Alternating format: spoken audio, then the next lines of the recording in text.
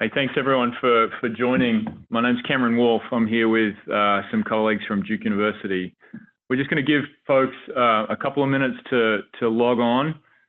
Thank you for joining.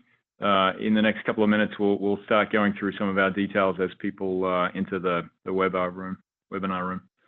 Thanks for giving us a couple of minutes.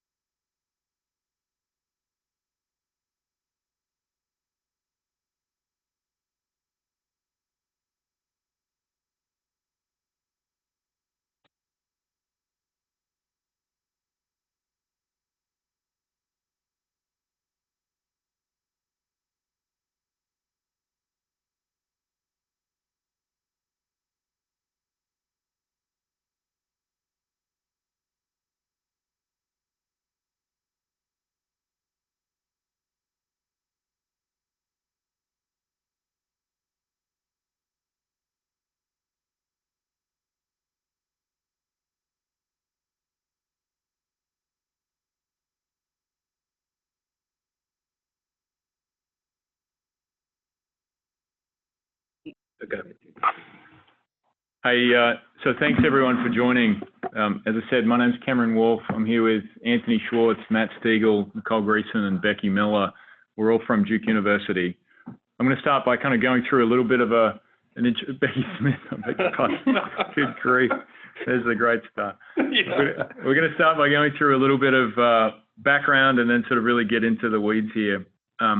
We have bandwidth here for, we believe, up to 10,000 people. And we already see that we've crossed past 1,000 or 2,000. So excuse any technical difficulties as we progress. Needless to say, I think all of us here, like probably many of you in your own institutions, have had the typical schedule of our calendars turned upside down in the last couple of weeks. So we're really grateful that you show interest and that we can put this as a webinar to try and answer the many hundreds of questions that I think each of us have all individually received over the last couple of weeks. So thank you for allowing us to do this as a webinar, and hopefully technically we will get through. There is a Q&A box that exists at the top. We will try and be screening those as we go. If we don't get to your questions at the end, my apologies. I suspect there might already be a few. We will try and get to them as we go through. And we'll move forward. So to begin with, if I can even drive the machine. So as I said by introduction, I'm Cameron Wolf. I'm in the Division of Infectious Disease. Maybe we just quickly go around the room. I'm Matthew Stiegel. I'm the Director for the Occupational Environmental Safety Office. I'm Anthony Schwartz. I'm the Biosafety Officer for Duke, as well as Director for Biological Safety and Assistant Director for the Occupational Hygiene and Safety Division. I'm Becky Smith, one of the infectious disease physicians and medical director for infection prevention at Duke University Hospital. So we're going to kind of tag team this through the first half hour and then get to questions as we move through that, and I'll try and moderate as best we can. So we actually thought the right sort of first step might be to give folks a little bit of introduction as to how we came to even be thinking about this question of decontamination. So for those that have not had the chance to visit us, Duke University Health System is a fairly large, by any sort of measure, of institution where we control 3 main hospitals. Duke University Hospital is our central main point where we're based at the moment. It's just under a 1,000-bed hospital that gets fed into and supports 2 other main hospitals. One, Duke Regional Hospital, also here in Durham, and then Duke Raleigh Hospital in the state's capital in Raleigh, just down the road. And we have a large patient service area which extends to almost 2 million people across the central parts of North Carolina and beyond, although our actual visits will occur from patients who come from many states on either of our borders. The university itself is on the same campus, but is a little different, and so some of us are employed by the university, some by the hospital, some by both. We're both an undergraduate and a graduate campus, but I think for the purpose of today, really the main thing to recognize is that we do have an active biomedical research presence, and in particular, the point of note is that we do carry a BSL-3 laboratory with quite significant and sort of long-standing experience within ID response training. And I've actually in the past, as things that have sort of spun into this group, led teaching efforts funded through the NIH to actually teach sort of bioresponse and biohazard mitigation. So that came to a lot of the background of what we're going to chat about. Separately, if we actually take it back 4 or 5 years, listening were responding to Ebola at that stage.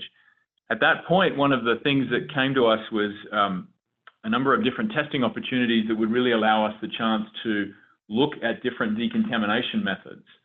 And at least at that stage, one of the things that we recognized that we could probably look at was vaporized hydrogen peroxide, which is what we're going to talk about today. And hydrogen peroxide vapor, at least at that stage, we tried to use in a number of different fashions that you can see linked in here. The 2 pictures on the left were our attempts to actually establish a way of vaporizing and decontaminating a patient room where someone had been cared for as an Ebola rule-out. And this test actually proved to be quite effective and in fact left the room quite quickly suitable for future patient use. And then similarly, you can see there on the right, we were actually able to also test and demonstrate this as a suitable mechanism to decontaminate a theoretical, at that stage, contaminated ambulance. Again, so at least sort of testing the theory that this could work for environmental decontamination in the healthcare workforce. But at least at that point in 2015, as this was, we didn't really think that this had been validated sufficiently in personal protective equipment, or sort of, we didn't have any data at least in looking at reuse in order to facilitate this for PPE. But that's clearly what we're going to get into here. So with that, I'm going to hand over to my colleagues to go through a little bit of the detail. So if you fast forward to 2016, Patel came out with a report where they evaluated BioQuell for hydrogen peroxide vapor decontamination, specifically for reuse of N95 respirators. They used the 3M1860 in their study, and they were able to validate that it worked, caused complete inactivation without affecting the airflow resistance or the aerosol collection efficiency. And they were able to do that for up to 50 cycles, but the reuse limiting factor was that they found degradation with the elastic straps after about 30 cycles. And you can see on the slides the parameters that they used. So for the different phases, it added up to be essentially 480 minutes. And you can download their complete study on the FDA's website at the link that's listed there. So the equipment that we had available to the left basically is the Claris C from BioQuell. And you can see that this is a equipment that actually hooks into the existing kind of piping into the adjacent room.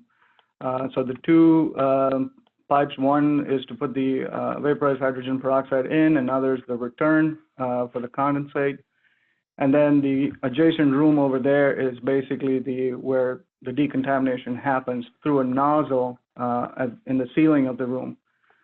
And on the right, So on the right of the picture, this is a BioQuell ProTech unit, which we have our hands on now. And the difference between this unit and the Claris unit, they're both equally as effective in the decontamination procedure, but this unit goes in the room itself and is run remotely, which is quite a nice feature to have.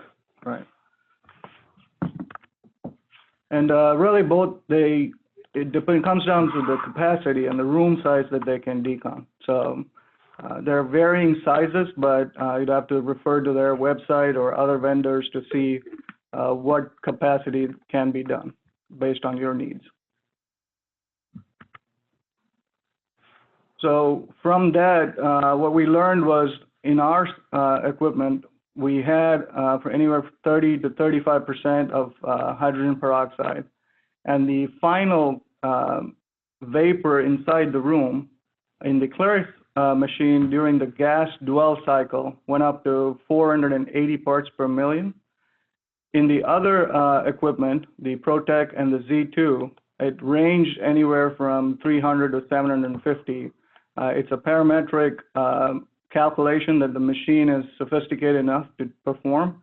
based on the volume in the room and what else, other parameters in the room.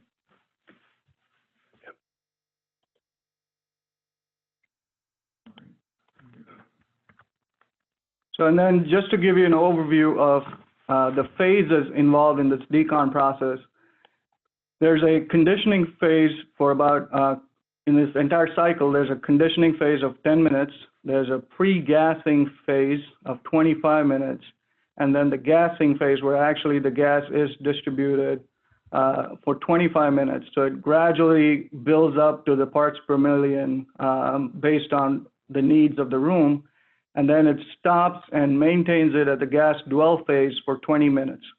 And then once that is done, it starts to the aeration process. And that's the key and can vary depending on the machine and additional capacity of the aeration units that you can buy. You can shorten it dramatically. Plus also, depending on your HVAC system in that room, you can turn the HVAC back on to do the aeration more efficiently.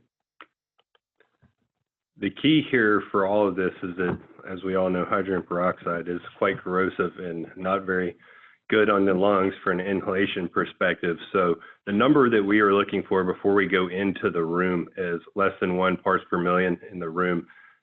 We have also been testing the PPE products with an external monitor to look for hydrogen peroxide off-gassing, and we don't release any of that product until it goes below the level of detection for our instrumentation, which is below 0.1 ppm. Yeah. Yep. So based on all this information that we had, the next step was to set up our testing. So for our test, because the Battelle report had extensively studied,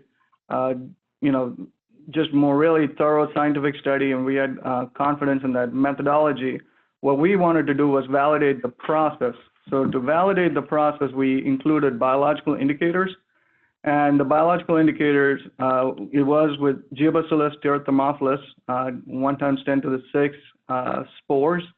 It is a non-pathogenic strain that was, it's embedded in stainless steel discs, and it's encased in the Tyvek pouch. So basically, when the vaporized hydrogen peroxide exposes this, this biological indicator is exposed to that, the spores are killed, and therefore we have confidence that the method worked.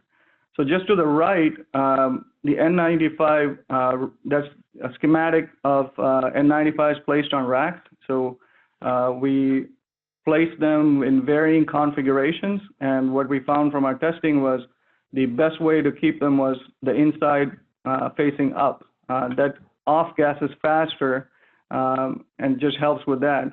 And then also in that image that you'll see, those black discs are the biological indicators that we kept at varying points to see VHP reach all throughout the room. And then, as I mentioned earlier, the nozzle that's on the ceiling, that's where it was distributed evenly through that entire space. So basically, we did these tests and then saw that the process worked, and the results for all the BIs, with the exception of a couple of scenarios, came back negative. So we were confident that vaporized hydrogen peroxide was effective.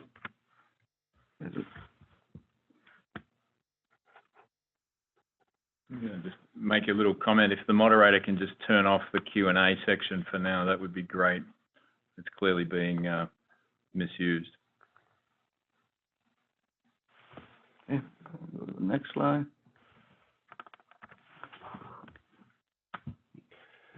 So this is a little hard to see, but these are the parameters from the ProTech unit. On the picture on the left shows the actual method that we have established, where we have a conditioning stage, a pre-gassing stage, a secondary gassing stage with a dwell time.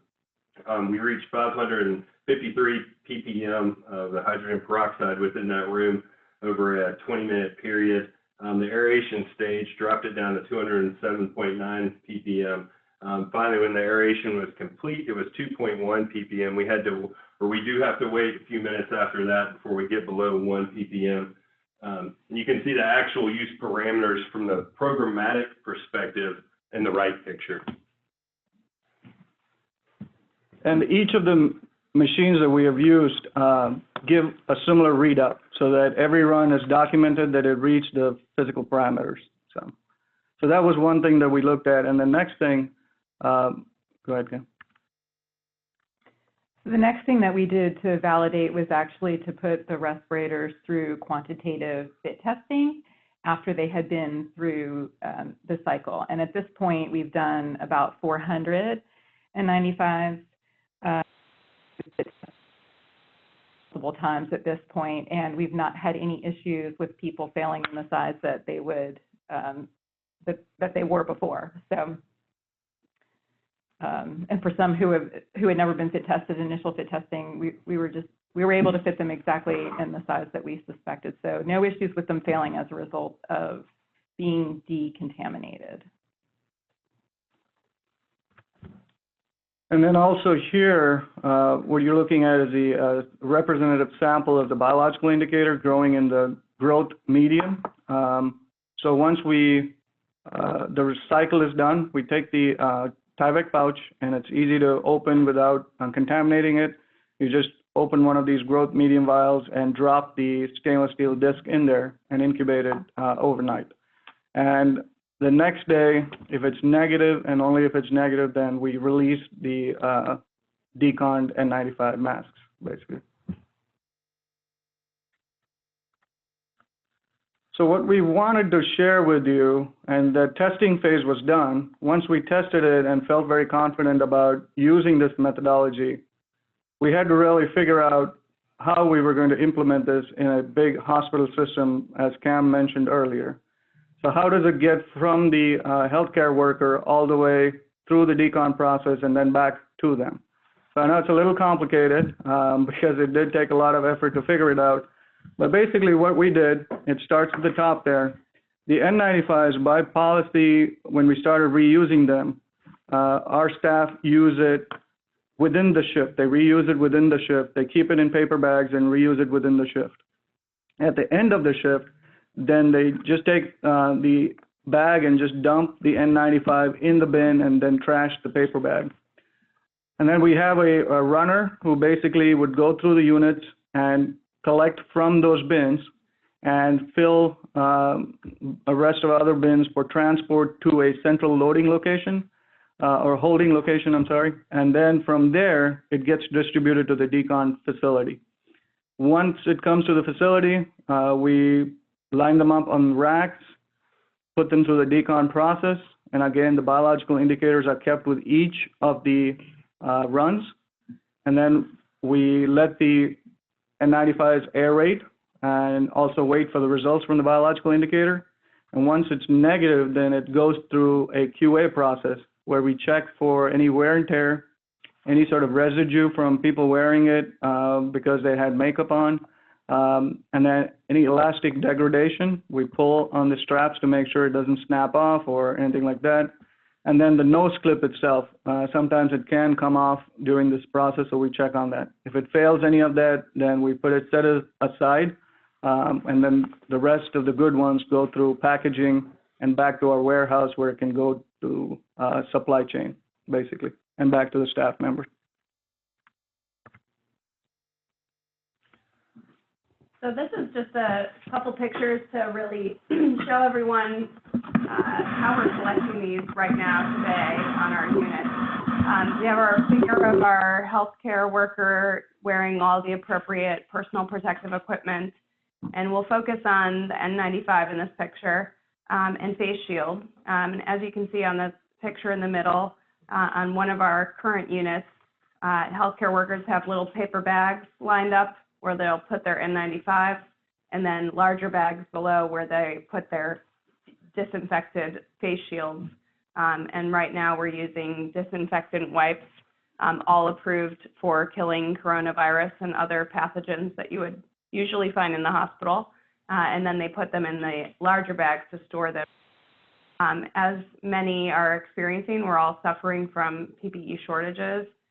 We've gone through a variety of ways of extending the use of masks that we typically think of in infection prevention as one-time use items to now be something that we carefully use throughout an entire shift and then get back into this decontamination workflow. There's a picture on the right where you'll see the N95 drop-off. So we have these bins in locations for healthcare workers to drop off their N95s at the end of shifts. We've really asked healthcare workers to stop wearing makeup during this time. We've asked men to shave. And then for any men that wear makeup, please don't wear makeup either. All so that we can focus on really PPE conservancy and other things. We're also starting to collect ear loop masks for future decontamination efforts that are taking, I don't want to say putting on the back burner is the wrong word, but we want to start conserving everything. So we have a process going into effect where we're going to be collecting the ear loop masks as well. In terms of face shields, I went through the current procedure. Face shields that we are currently using are thinner plastic, so they'll only withstand a certain amount of disinfection wipes before they get crinkled, but we're trying to, again, extend the use of those as long as possible.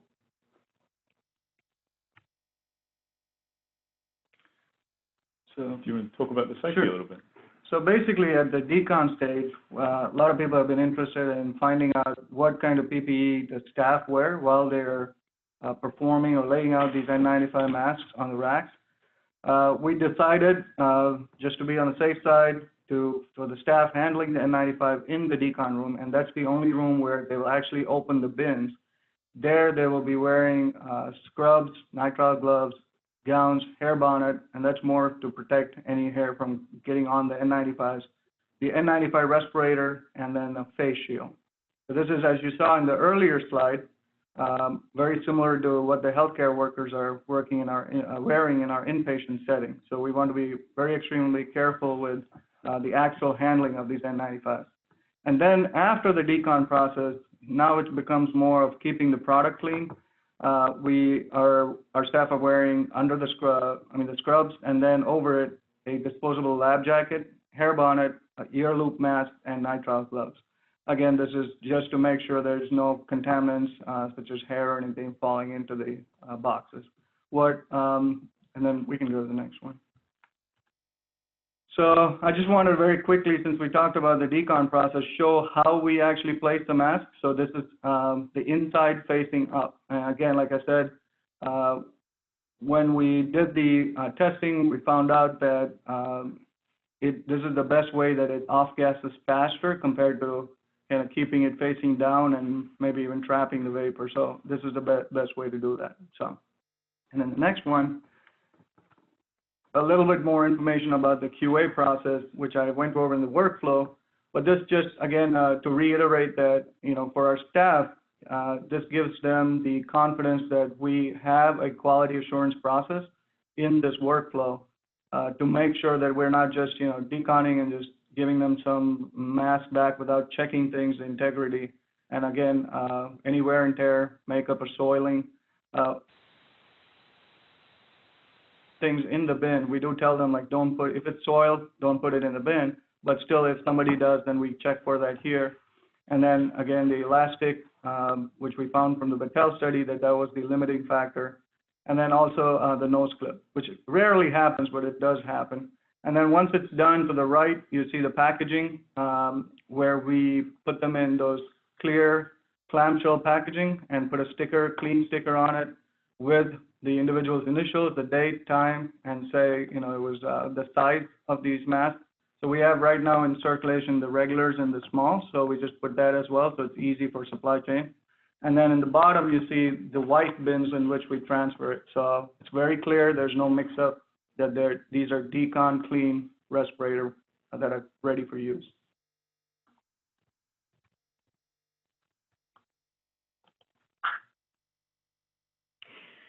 So we've had a lot of questions about the 3M technical bulletin that came out, I think, on March 27th about disinfection of the filtering face piece respirators. So I thought it was appropriate to address that here. In that document, there were 4 criteria listed for successful disinfection, and I think all of us who've been working on this agree with those 4 criteria. And we feel like with this process, there's enough data out there to address all 4 of those points. So first of all, it needs to be effective against the target organisms, such as the virus that causes COVID-19. So we've used biological indicators that show 6-log reduction of spores, and we can argue that spores are harder to inactivate than an enveloped virus like this one. There are others who have done viral testing, although we have yet to do any viral testing ourselves. And then when Battelle did their study in 2016, they actually conducted a droplet and aerosol spray in addition to doing the indicators like we felt like that aspect was already well addressed. Second point is that it shouldn't damage the respirator's filtration. Obviously, otherwise it wouldn't be very effective for healthcare workers or anybody else who was wearing it afterwards. And even in the 3M bulletin, they have data in there supporting that that data is well established for this particular process. The third one, that it doesn't affect the respirator's fit. So this is where we feel like we've made a novel contribution in that we have showed through repeated quantitative fit testing on humans, not just on human forms, but actual people who are wearing these respirators, that they pass repeatedly. So we feel like we have proven that. And then number 4, that it is safe for the person wearing the respirator. And again, it's already been described that we've done monitoring for the hydrogen peroxide levels after the end of the aeration cycle to ensure that it has completely off-gassed and that we are no longer measuring any hydrogen peroxide. So we feel like it has been safe at that point. And actually, it's even longer before it gets back into use because we have to wait the minimum amount of time for the biological indicators to show that that particular cycle was effective. So it's actually quite a bit longer than when it's dropped below the limit of quantitation for when somebody is going to get that respirator back to be able to wear it after it has been decontaminated. So another question we have been getting is how can other people do this? So as I think we've demonstrated, we've taken it from the lab to being able to do it across the health system, but obviously you do need the equipment. So vaporizer for one, wire racks, clamshell containers, or however else you are going to be able to package these. Distribution back through the supply chain for reuse. You have to have a room where you can either completely shut off the HVAC or otherwise figure out how you can seal that room so that while this process is running, you don't have high levels of hydrogen peroxide escaping and getting into occupied spaces. You need the ability to monitor the hydrogen peroxide to ensure at the end of the process that we are in fact below any applicable OELs. Here in the US, it's typically 1 ppm for hydrogen peroxide. And again, well below that even before we feel comfortable allowing it for reuse. You have to have biological indicators to validate every single cycle that you do. And probably the biggest piece, as you could see from the flow chart that Anthony went over, is that managing the logistics of this is a challenge. So how we collect them, how we get them through the process, how we get them back into the supply chain for reuse is definitely challenging, particularly when you have many locations at which you're trying to implement this. And lastly, as we already went over, we want to make sure that the people doing this decontamination process are adequately protected. Again, just one point. I know we mentioned logistics, but behind that word is a lot of people. People who have spent countless hours trying to implement from the testing to the actual runs, people who are doing the purchasing, the driving supplies from place to place, helping us set up, put up the shelves, all of these things. I would it would be a mistake to just name a few people, so I'm not going to do that because there were so many people who helped us. So that's an important piece, and I think that before anything gets started, that's important to remember, that it takes a lot of manpower to do something like that. So. I think part of building on that, though, you know, it's worth recognizing that this is a pretty unique circumstance for every single one of our hospitals. And if you're like us, who have cancelled a lot of non-elective surgeries, have done a lot of transition across to telemedicine, and have moved sort of staff into lots of different places, you probably also have a lot of extra manpower that you can harness to do these sorts of procedures and make them work. So it is a lot of effort, but it's unique times allow you that opportunity. So there have been a lot of questions about other options for decontamination. There certainly is a fair amount in the literature about other options, and there's lots of people doing research right now as we speak about what else can be used.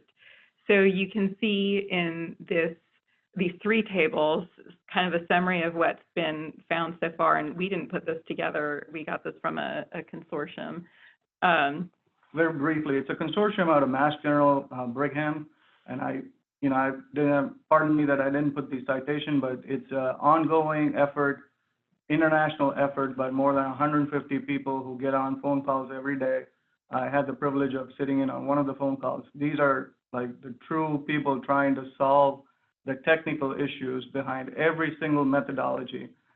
If you get the opportunity to look them up, they're systematically going through this and putting a lot of effort into really validating and really assuring how safe it is to use each of these methods. I mean, they're the real heroes out there trying to show through science that what can be done and cannot be done.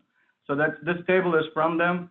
I'm happy to update the slides later to show the actual reference and link to their website, but this table is from them, and we were happy to see that hydrogen peroxide vapor did pass the filtration test after the N95s were exposed to this hydrogen peroxide vapor. The filtration efficiency was not affected. So. And you can see the other promising technologies listed there: ethylene oxide, moist heat, dry heat. Others, which I think we've seen some questions in the chat about, UV in particular, which is being used at a lot of health systems because they have UV readily available to them, ozone. And then you can see the table in red, the failed techniques, hydrogen peroxide plasma, because it fails the filtration test, ionizing radiation, and alcohol. And we've seen some others like bleach, soaking in bleach, not being effective, et cetera. So there's probably others that could be added to the failed techniques list. So when you, let's clarify that for the clinician here in the room. When you're talking about a failing a filtration test, you're not saying it doesn't kill virus. It may be entirely effective at that, but if your N95's integrity at the end of that process is not sufficient, you've not created a spare mask. That's right. Right. You've just Correct. damaged the one you have. Correct. Yeah. Right. Yes, absolutely. It's a good way to put that, yeah. So some of the concerns that we have with two of the promising ones are UV. So the data that we've seen seems to indicate that you can't really reprocess for more than about 2 or 3 cycles, whereas we're getting far more out of the hydrogen peroxide vaporization.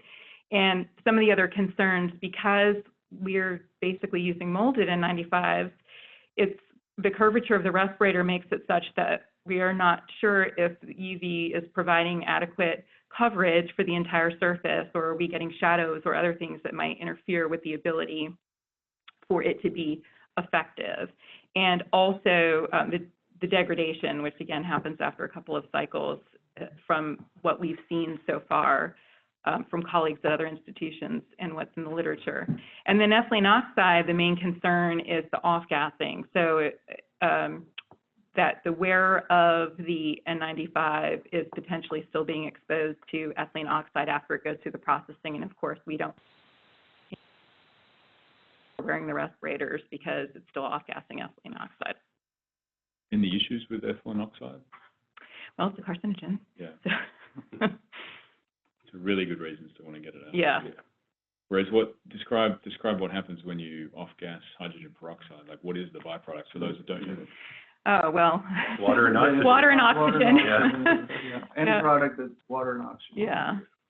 So with the exception, it's a key point, I think, with the exception of drying time, you ought to be left with nothing provided you've sufficiently off gas that would pose That's long-term right. toxicity issues. Yeah. Becky, do you want to sort of talk about, like, how do you then take this back to the ward? What have you encountered? Yeah, so, you know, number one is sort of the ick factor, if you will. A lot of people have concerns about getting a mask that someone else potentially used. But as you've seen, we're using a technique that we can call sterilization. The biological indicator that's being used is, you know, sort of what's used in surgical sterilization and other methodologies. So I feel confident saying that we're providing the masks are sterile as they're done with the process. There's then handling in a clean fashion with appropriately educated folks that are doing the clean repackaging and hand hygiene. So that's something that we're trying to, again, get the message out. I think the other thing that we've noticed is, you know, trying to get people to take care of them as best as they can during the day so that we don't have damaged nose clips or broken straps or soilage from makeup and other things. We have started tracking how much waste that we have each day. And in the beginning stages, it's been about a third of the mask. And so we're feeding those numbers back to the staff, and I think they're listening. And hopefully, as we continue to do the data feedback, they improve. And again, we say this is only one element of our PPE conservation efforts. We are providing healthcare providers strategies for extending the use of the N95s during their shift, reusing during their shift, and then again, the key being we're using face shields to prolong keeping that mask clean. And just a point, the extended use and the reuse are all strategies CDC has recommended. So this is not us on our own trying to implement these. These are strategies recommended by CDC to prolong the supply of PPE. I think the most important thing is these are all new practices for the most part for everybody in healthcare, even starting with proper donning and doffing training or retraining, as we're reminding folks. So we're really taking a lot of efforts to make staff feel comfortable with the donning and doffing process, providing trained observers to make sure people feel safe, and then, again, having to sort of re-educate on all the things we have never done before, like try to save masks and do so in a clean way. Don't touch your face, and that means, well, don't touch your mask with dirty hands either. So really, don't touch your mask unless you've cleaned your hands, and then if you've touched your mask, immediately clean your hands. So just getting out there, doing rounds, answering questions, and then reinforcing the education.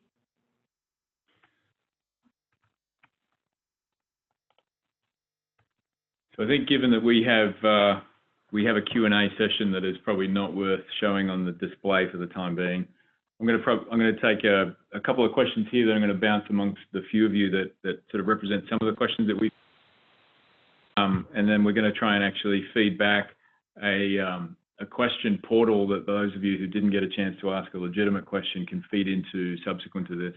The video stream here in the slides, I'm understanding, will be recorded and will be available later, so there's certainly plenty of chance to go back over this as we do.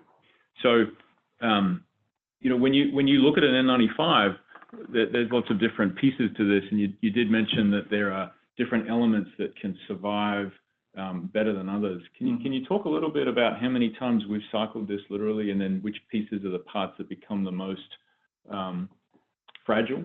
So as of right now, we have not got to the point through our cycling process where we have any degradation of any of the parts.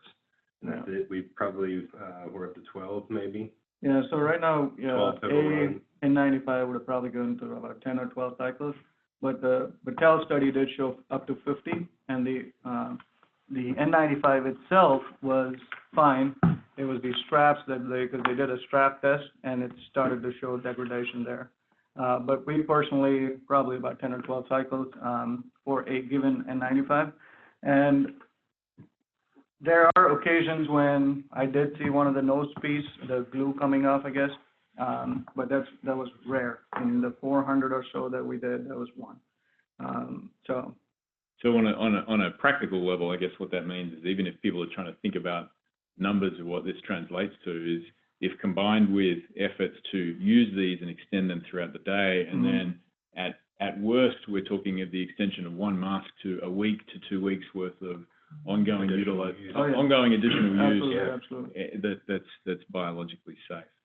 There were some questions here about, our device is a BioQuell, which is clearly, one company's individual machine. Can you comment, and I'll put it open to any of you, about other machines that may do, I mean, for smaller hospitals, are there devices that they may already have that do similar things? We know that Steris also makes a lot of products like this. I'm not as familiar with their technology as the BioQuell, but I know they also have a lot more, a lot more product out there. Yeah, Steris is the only other company that I'm aware of, but I'm sure especially now, everybody is trying to find out different solutions for this. So apart from hydrogen peroxide, there's also, people are coming up with little boxes of UV that you can use at the unit level. People are looking into other equipment cleaners, like, from the ultrasound cleaners. The trophons. Yeah, Becky, can you talk about the trophon? So many hospitals would have those in their surgical suites. Right, and so these are the small devices that also use vaporized hydrogen peroxide to sterilize often endocavitary probes. And so these might be alternatives to look into if people already have those devices. You probably can't fit very many masks in there. And, with regard to being able to do this on a large scale, it obviously wouldn't be to the scale that we've just shown, but it's certainly a device that's out there and could be potentially used for small scale reprocessing. Sure, and with appropriate validation. So I will say, if people want to email me in the next 15 minutes, I am getting some questions that I'll try and feed through. It's probably easier than using a Q&A. So one comment here is, will the vapor degrade adhesive tape, and can you comment a little bit on the use of the exhaust fans to sort of blow this around the room, and did we need that at any point? Because we clearly did when we used it in the rooms, in the decon. So in one of our areas, we do have an exhaust fan. The other area, we do not. And I think the overall processing time is equivalent to the two. There might be a bigger room. A bigger room. We might have a little bit quicker in the room that has an exhaust versus the other room, but they're basically equivalent across the board. Yeah. The one with the exhaust, it was purpose-built for decontaminating, and as you can see with the hookups external to the room and everything. So, yeah, once the run is done, you just turn that back on. It helps with the aeration. But depending on your room size and those extra aeration units that BioQuell definitely sells, you could speed up the process. Yes, you definitely could. And when you're talking about an exhaust fan, you mean a true exhaust fan. A true exhaust. Right. Not the one in the picture with the patient room was just a fan, not an exhaust fan. So that's more for circulation of the vapor, because unlike a gas, it doesn't move so freely. So you want to have some way to circulate this. Yeah. I had a question from one folk who were trying to talk about, we've used racks to sit our masks upside down because we think it minimizes maximizes off-gassing. But another comment here was, have we ever tried it with sort of clotheslines or different kinds of things to hang the mask? We definitely considered that to begin with, and we used paper clips early on and realized that there are two main considerations with using something like that. Is one, you have the potential for puncturing the N95 when you're putting it on or pulling it off. And the second is it takes more time to actually hang them. Very tedious. Yeah. More so, actually, we found out taking it off. It was very tedious. You can definitely get more per rack that way, top and bottom, almost doubling your capacity, but just the time it takes, we found that it's best to just lay them flat quickly, start the run. You actually could get 2 runs in a shift or more. That is, have we considered any other items other than N95s? For example, other things in the room, pipes, tubing, wheelchairs, Mhm. surrounds of. We of are lines. working through that process. We have Yeah. started validation process for other N95 Models, yeah. models, as well as papper hoods and other disposable items that would normally be thrown away. Yeah, papper hoods actually we have validated and can use in a particular type. So that in the biological results, you probably saw indicator results. We have done that, and you have to hang it a particular way, and it does get complete fill of the vapor. Like Matthew said, the ear loop masks, those are all something we are testing now to see if it's good distribution. How do we need to lay those on the racks, you know, versus an N95? Do we need to hang them to get good coverage? All of those things we need to look into. So I've got more than a question every second here, so stay with us, please, and thank you for your interest. It speaks to how big a problem this is in reality. Mhm. The more particles a respirator filters, the more efficient it is due to the particle loading. While the respirators can be sanitized, they should have some amount of loading. They should have the same amount of loading before. How many hours have you been able to use the respirators before they are too efficiently clogged to breathe through? I mean, I don't think we've hit that level yet. Yeah. Not yet. It's a one shift Yeah, level. so we wouldn't have anybody wearing them more than 12 hours. So typically our healthcare workers are doing 12-hour shifts. There are some who are doing 8 hours, but I would say the majority are 12 hours, and they're not wearing them for that long because Yeah. they tend to, while we are promoting extended use, they tend to be reusing, so they're taking them on and off. So in reality, they're not wearing them for that many hours in the shift. Another one of how many throughputs can we provide per cycle per day, and are we doing it overnight? So, yeah, that really depends on the space that you have for this process. For us, the 6 racks at a time, and per cycle we can do about 1,250. So With a cycle taking About- 3 or 4 cycles a day, don't we? right now per shift we can do 2. We don't want to push it. We could, of course, try to do this. Main thing is about this off-gassing. We don't want to let staff in there too early to go retrieve it. So we can do about 2 cycles per shift, which gives us 2,500 plus masks that we can process. And Per location. Per location.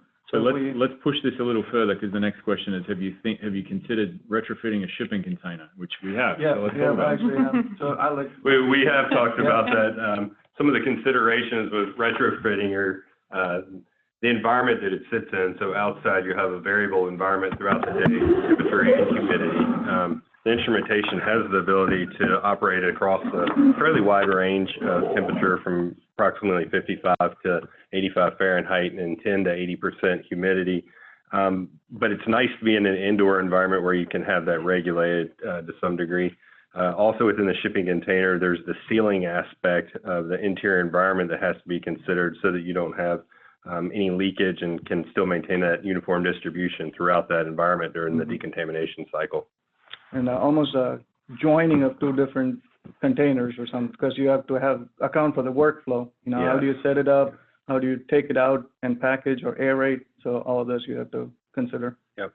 Have we, sorry, I'm now getting more than one text per second here. Can you talk about gas dwell time? A study from 2016, dwell time is about 150 minutes, and your process is about 20 minutes, according to what you said. Can you clarify? So with the new instrumentation that we're using, there's actually 40 minutes total combined. With the gassing phase plus the dwelling phase. Yeah. So, and it's between 550 and 750 ppm, and we're getting adequate kill at that over that period of time. As shown by the biological indicators with each run. Yeah. Next one, you've addressed the issues of how well the masks physically hold together, but how well is the filtering capacity maintained after multiple uses? Some approaches, e.g. UV, are okay for a single decon, but cumulatively cause the filters to fail. Do you know how many times you've tried it from a filtering capacity? Do you lose any electrostatic charge issues that compromise related to this? So from the filtering capacity, we've done the quantitative fit testing with at least those 400 masks and a series of masks up to 12 times now, and we're very confident that we're still meeting the particle penetration efficiency. Yeah, and then the group that I mentioned, the consortium, actually did expose it to vaporized hydrogen peroxide, five of these 1860 masks actually, and then sent it to a third party to do the actual filtration efficiency test. And the efficiency was still good in these. So that was a one-time exposure. They are in the process of working through, I'm sure there'll be publications on that as to how long you can keep doing this. Can you comment about the use of AHP equipment as opposed to VHP equipment? I presume that's I assume the air slides would be. What HP? AHP. AHP. Oh. I'm thinking that aerosolized. Mm. We might have to get back to you on Yeah, that. right. It's a bigger part. You mentioned small units, maybe an alternative for sterilization for smaller hospitals. Do you have any guidance on what a cycle in that situation would look like? Do you reckon we can comment maybe on how it's used for? I could sort of add a comment about the smaller unit versus our unit. I know they use pressure as well as, so I think some of these go up to 1,000 torr or some incredible amount of pressure to decrease that kill time into 30 minutes or less. So I certainly have seen models where the trophon, sort of 3 masks per trophon. The cycle takes about 20 to 30 minutes. You open them up, you've got 3 fresh masks. Yeah. It would need someone to really operationalize that 24/7, I think, to get the orders of numbers that you would need. Yeah. But for a small hospital, that may be very relevant. Yeah. And I would apply the same kind of validation of, are we going to do a biological indicator? With each, What is the indicator that we're using? then do you wait? And, Yeah. You said that heat was being investigated. Was that by us or by someone else? Someone else. By others. Okay. baking method, Yeah. Um, I believe Stanford. I think Stanford. baking them in the oven. Yeah. With And you know, a good data coming version out. would be Nebraska if they want to look at UV. Yeah. For UV, Certainly, yeah. they have Absolutely, well yeah. experience with that. And Nebraska has their paper on their website. Mm-hmm. And they did a webinar last Friday that's also recorded and available on YouTube. Question on UV for 1 or 2 masks at a time. Do you have any sense of how long it takes for a UV to disinfect a mask adequately? there are a lot of parameters that feed into that, including the wavelength and the intensity, and I wouldn't know the answer to that. And the angle, Yeah. Some people with And you have to UV flip it are painting the walls with a with the reflective UV reflective. paint. Yeah, UV reflective paint so that they will get a higher. Yeah, and there's also a recommendation, even if you hang those ear loop masks, to have a fan in the room so it turns, so you get a good coverage. So you're not, the rays are not missing any corners of the product, yeah. There's a question here about, can you speak to PPE requirements for the individuals? I think in the decon, would there be a concern for droplets when handling the contaminated masks? Is there a reason to have face shields when handling these masks? No, so there is a CDC document that says 98.5% of particulates that go into the N95 are stuck there. And the rest, 1.5, is really more from touch. So there's no like aerosol generated or any droplet coming back from it. So hence, you know, a pair of gloves should be sufficient, but just out of abundance of caution, we are putting them in all the right PPE. Thought of different scenarios, you know, they're arranging a rack, standing up, something touches them. That could scare somebody, you know, and straps, eye, you know, something could snap back at them. So we put a face shield for, you know, eye protection. So just different scenarios, and you know, this is a kind of environment where staff could be anxious, so we wanted to allay that and add all the PPE we could. And the other thing is that the exposure potential when you're handling hundreds of these within a period of time, Yeah, Cumulative. also there's a cumulative effect Right. that could exist. and that's one reason we have kind of localized it to that one decon room where we will open the bin. So until then, the external parts of the bin are wiped. When they're brought from the unit, the outside is wiped with disinfectant. And from there to the actual room that it goes into, nobody opens it, and only there they open it and keep everything to that one space. How are you marking the masks after each decon, and has an ROI been performed to capture total costs, e.g. decon cost per mask? I don't think we've gone into We haven't. We're not marking them. The I think, marking we can talk about. So the straps, we just put a black bar on the straps in groups of 5. So that's how we keep track of how many they're going through. So. Did we try strip process indicators? Steris has a product called Steriferm. And have we tried this on duckbill or other style of N95 masks? We're working through the process of 5 different other models right now to see if we can validate it with those. And we've started that. We're still working on it. Has the mask been assayed for residual H2O2 after varied air rate periods? The answer is yes. We did it with the sensor. With a PortaSense every, what was the beginning time? Every 10 minutes or 5 minutes, we were taking samples.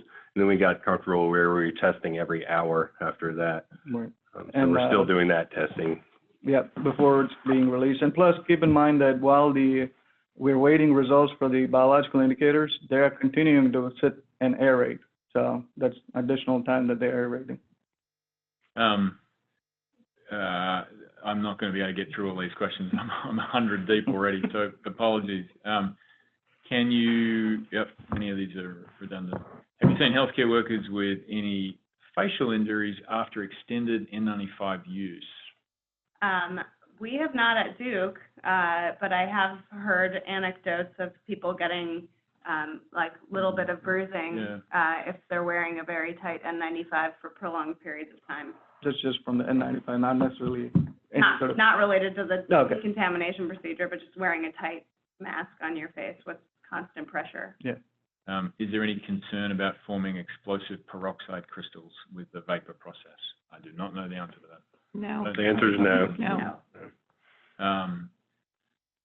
Did you measure H2O2 concentration in the airstream flowing through the deconned mask to simulate inspiration? I'd be concerned about adsorption and desorption on the mask material. That's a great question. So again, we monitored it over time, and we did not, initially, of course, the rates are high, and then over time it does fall. So a question for Becky from Marianne Story-Yenkin at University of Virginia. Thank you so much for this webinar. I was wondering where the air samples were collected to ensure the 0.1 part per million goal. Was it in the room or inside the face piece? In an enclosure and measure what came off the respirator, or is it the room? it's so when we first did the testing, let's say the respirator's here, the probe, so it's a handheld instrument with the probe coming down. The probe was right on the respirator. And it's sucking through the respirator, the filtration media. Yeah, so it runs a little fan to suck whatever's off-gassing, and the probe was right against that when we tested it. So to enter the room itself, we do test, and when the levels go down, we go in and retrieve them and then start testing, which was right on the mask itself. Yeah. Do you have any insight as to what the longest time is that a mask is stored in your process before reuse? We now have up to 10,000 reused masks here, and we store them for up to 2 weeks, but we don't know how long we can hold them for. Shouldn't be. I don't think we've had any make it 2 weeks yet. That would be a great problem. That would be a great problem to have. I think we're able to keep them in storage that long, not need them. Yeah. Have we had? Has OSHA weighed in on the reuse of masks? That could be an easy question. I'm not sure, or maybe it's not an easy question. Well, I think the guidance we've seen so far, they came out with guidance specifically talking about fit testing, and during the PPE crisis, we could waive the annual fit test and just continue to do initial fit testing.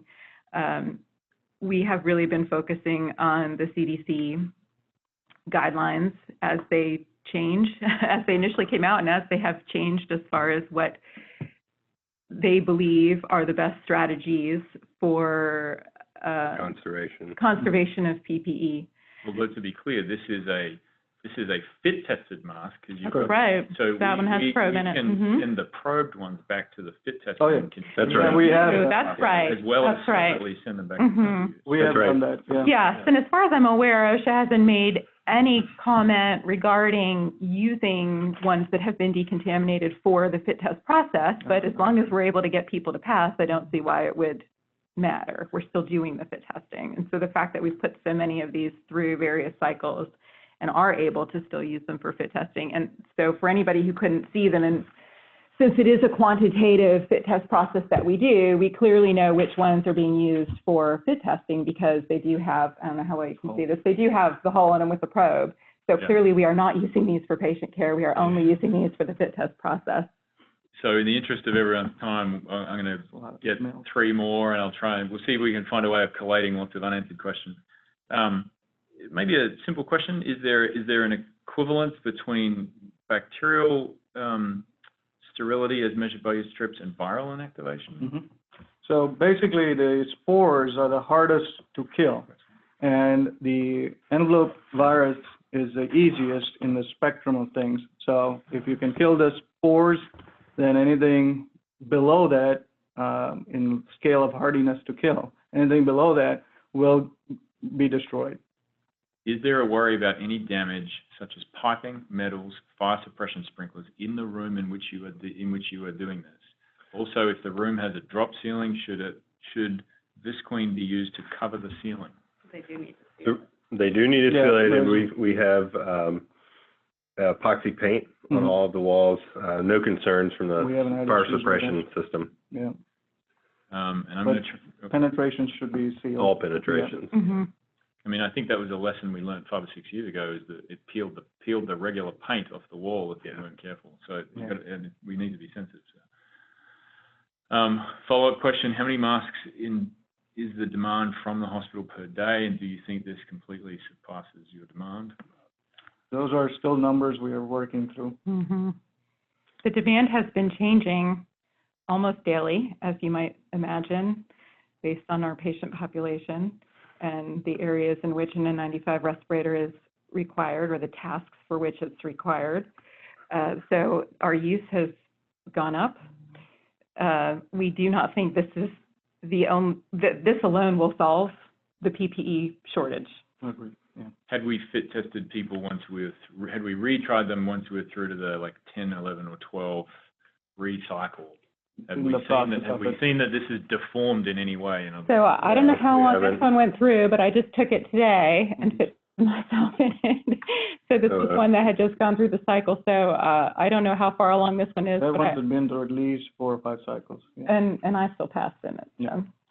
I'm a solid 100 messages down at the moment, so it's 4:05. We're also getting many emails. Yeah, I'm sure our theory that this would answer all of your questions. And my email has an A in the middle, so. I would have kept quiet. Yeah. The other Becky Smith who's out there may be very confused right now. There is one. In all honesty. So if I ignore you, I'm sorry. I'm so sorry. No. In all honesty, thank you for everyone for listening in. We've been, I think, quite humbled, to be frank, about the response to even us putting this out there, and have, as I said at the beginning, literally received so many emails and inquiries that we figured this might be a good way just to answer many of them at the same time. My apologies in advance for technical issues. We're all learning Zoom quicker than I ever thought I would. We got 2 or 3 months ago, so bear with us on that. And please, if I will try and sift through the questions and maybe put them in large buckets and see how we go to tackle what we can. Yeah. So, thank you again, and we'll log off, but stay safe. Thank you all. Thank you. Thank you.